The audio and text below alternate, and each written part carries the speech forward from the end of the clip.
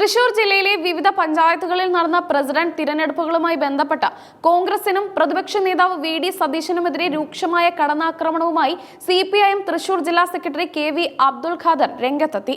അധികാരത്തിനു വേണ്ടി കോൺഗ്രസ് വർഗീയ ശക്തികളുമായി പരസ്യമായി കൈകോർക്കുകയാണെന്ന് അദ്ദേഹം ആരോപിച്ചു. കേരളത്തിന്റെ മതനിരപേക്ഷ മനസ്സിനെ മുറിപ്പെടുത്തുന്ന രീതിയിലാണ് കോൺഗ്രസ് ഇപ്പോൾ നീങ്ങുന്നതെന്ന് അബ്ദുൽ ഖാദർ പറഞ്ഞു.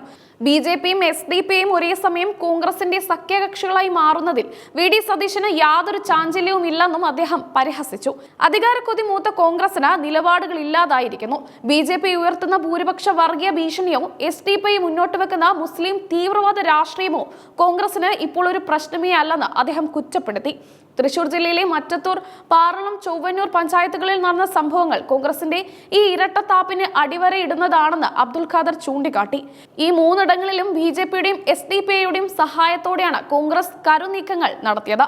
മറ്റത്തൂർ പഞ്ചായത്തിൽ 8 കോൺഗ്രസ് അംഗങ്ങൾ ഒന്നടങ്കം ബി.ജെ.പിയുമായി കൈകോർത്ത് ഭരണം പിടിച്ചെടുത്തത് ജനാധിപത്യത്തിന് നാണക്കേടാണെന്ന് അദ്ദേഹം പറഞ്ഞു. വർഗീയ ശക്തികളുമായി ചേർന്ന് ഭരണം നേടാൻ കോൺഗ്രസ് അംഗങ്ങൾ കാണിച്ച ആവശ്യം ഞെട്ടിക്കുന്നതാണ്. തങ്ങൾ കോൺഗ്രസിൽ നിന്ന് രാജിവെച്ചോ എന്ന് ഈ അംഗങ്ങൾ പറയുന്നത് ശുദ്ധ തട്ടിപ്പാണ്. പാർട്ടി നേതൃത്വത്തിന്റെ അറിവോടെയുള്ള നാടകമാണിതെന്നും ജനങ്ങളെ കബളിപ്പിക്കാനാണ് ഇവർ രാജനാടകം കളിക്കുന്നതെന്നും അബ്ദുൽ ഖാദർ ആരോപിച്ചു.